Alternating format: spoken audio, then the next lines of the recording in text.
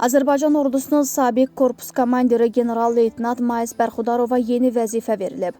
Express-az istinadən xəbər veririk ki, Mais Bərxudarov Azərbaycan Müdafiə Nazirliyinin Baş Hərbi İnspeksiyasında müvafiq vəzifəyə təyin olunub.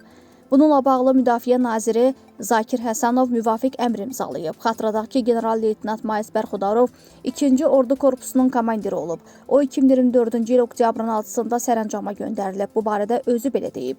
Heç bir məyusluğum yoxdur, ola da bilməz. Qərar qəbul olunub, mən də hazırda sərəncamdayam.